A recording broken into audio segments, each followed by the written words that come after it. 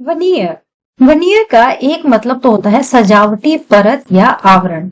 ये प्लास्टिक की या लकड़ी की पतली सी परत जैसी कुछ ऐसी सी चीज होती है जिसका इस्तेमाल फर्नीचर्स के ऊपर किया जाता है चिपकाने के लिए। जिसको फर्नीचर्स के ऊपर चिपकाया जाता है उनकी खूबसूरती बढ़ाने के लिए, या फिर जो अंदर का पुराना या चिप मटेरियल हो उसको छुपाने के लिए ऐसी चीजें ऊपर से चिपका दी जाती है। इन्हें वनियर कहते हैं। इसका दूसरा मतलब होता है मुखावरण। अच्छा, मान लीजिए कोई व्यक्ति भ्रष्ट है बिल्कुल, लेकिन अपनी इस बुराई को छुपाने के लिए वो दिखावा करता है ईमानदारी का। मतलब कि ईमानदारी का दिखावा किया गया, इसे इस्तेमाल किया गया अपने भ्रष्ट स्वभाव को छुपाने के लिए, तो इसे वनियर ऑफ ऑनेस्टी कह देंगे। यानी कि ईमानदारी का चोगा या ईमानदारी का मुखौटा।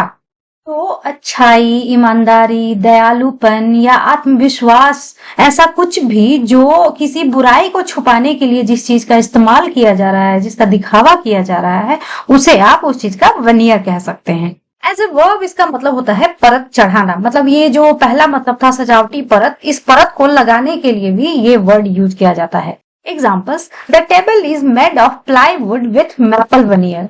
वनियर का मतलब हो गया सजावटी परत, और ये मैपल वनियर कहने का मतलब ये उसकी वैरायटी हो गई।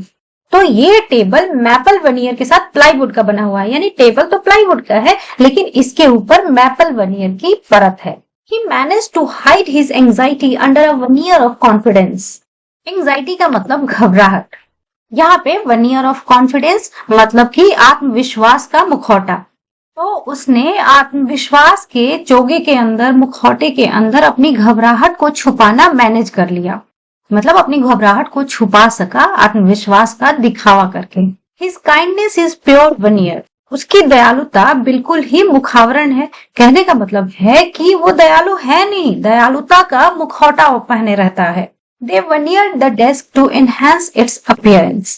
यहाँ वनियर का मतलब हो गया सजावटी परत चढ़ाना। तो डेस्क के अपीयरेंस को बढ़ाने के लिए उनने उस पे सजावटी परत चढ़ाई।